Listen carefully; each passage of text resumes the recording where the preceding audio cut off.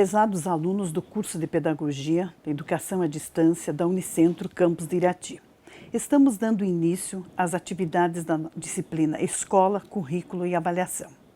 Na primeira unidade, intitulada no nosso livro como a Escola na Atualidade, nós vamos discutir alguns conceitos sobre educação e sobre as tendências pedagógicas presentes na literatura educacional brasileira e também na prática. Vamos dar ênfase aos diversos conceitos de currículo que também estão presentes na literatura educacional.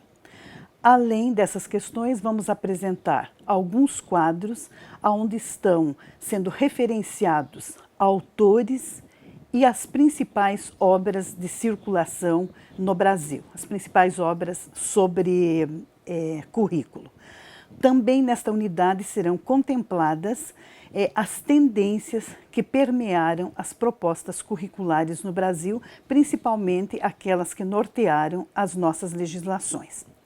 Neste momento, nós vamos dar ênfase à trajetória dos estudos curriculares.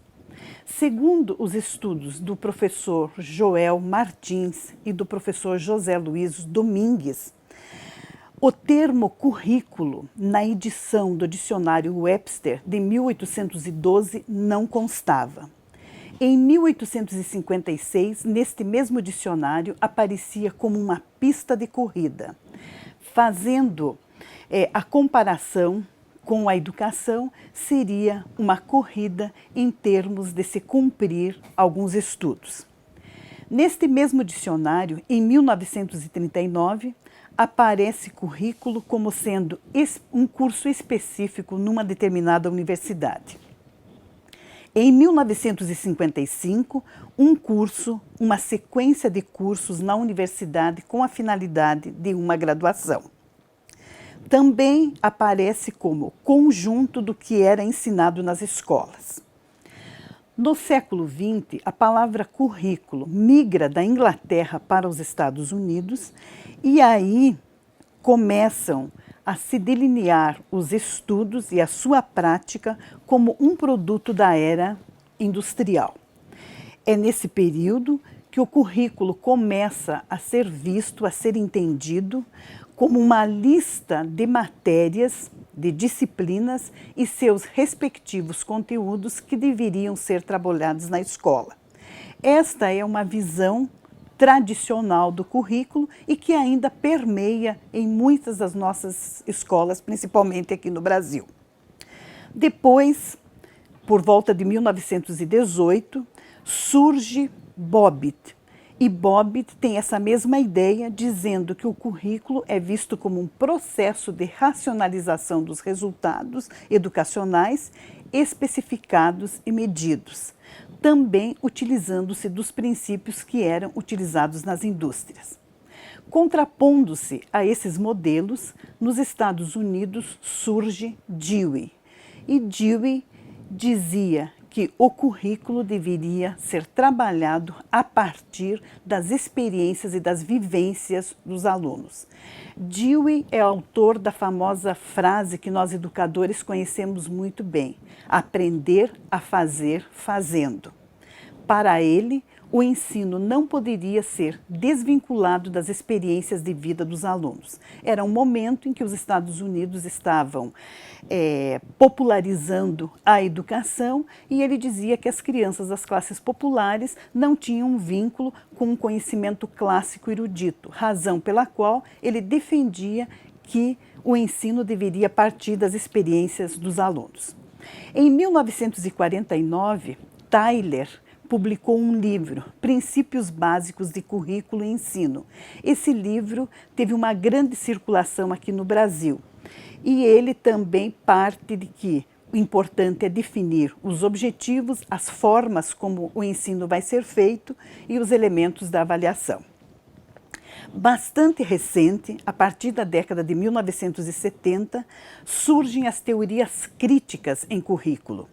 As teorias críticas, elas têm um outro enfoque, acentuam o fazer do currículo E a preocupação das teorias críticas é com os efeitos que as práticas curriculares exercem sobre os alunos. No Brasil, mesmo não sendo curriculista, mas representantes dessa linha são os professores José Carlos Libânio e o professor Dermeval Saviani. Atualmente, nós temos uma grande influência das teorias pós-críticas. Um dos seus maiores representantes é Stuart Mill. As teorias pós-críticas, elas também questionam alguns elementos das teorias anteriormente apresentadas e colocam que o mais importante na escola é trabalhar com as questões da diferença, da identidade, da alteridade, da subjetividade, da significação, do discurso, do saber e do poder.